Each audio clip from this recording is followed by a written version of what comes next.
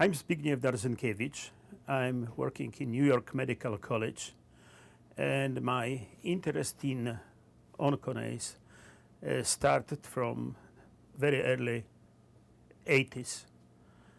My interest in onconase is really stems from the fact that it's unique type of drug that is used in treatment of cancer. There is very large group of chemotherapeutics, the drugs that are widely used to treat the cancer. More recently, the so-called target specific drugs targeting particular pathways of tumors are being used. But onconase is unlike all these groups. It targets RNA. Now, why I'm interested in this mechanism of action? A cell has genes, but the genes consist only 2% of total DNA.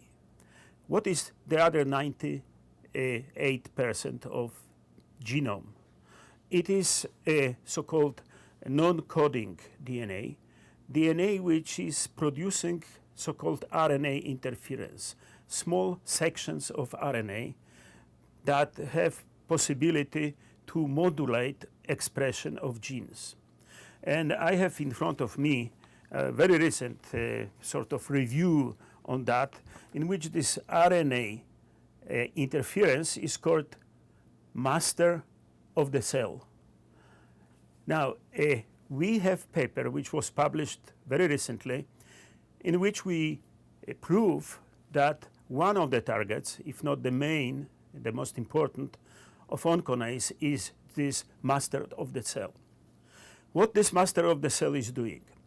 If you treat the cell with any anti-cancer drug, the cell, before it is being killed, develops a lot of mechanisms to defend itself. And they are incredibly sophisticated, powerful mechanisms. The cell is dying by committing suicide. It's called apoptosis. And to prevent commitment of suicide when treated with drug, the cell engages a display of different RNA, this type of master of the cell RNA interference, preventing getting more and more resistant to anti-cancer drugs. Let me give a short allegory how it works. If we imagine that genes are instruments used to play music, there is limited number of them, and that's what it is in genes. However, when we listen to the concert, we can recognize whether it's Mozart or Tchaikovsky or other concert.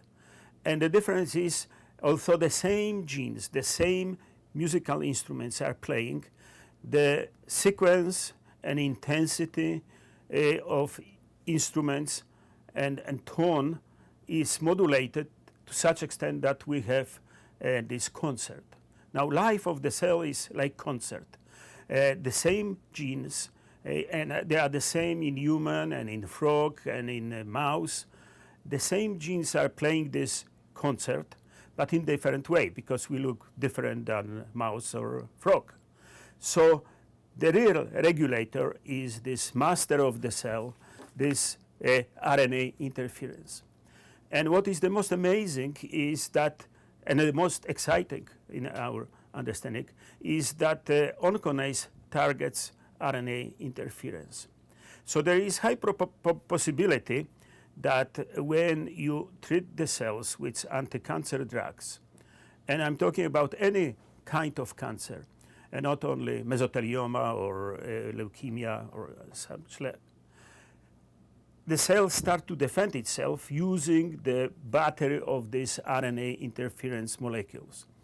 And if you, at the same time, add onconase, you eliminate defense mechanism of the cell.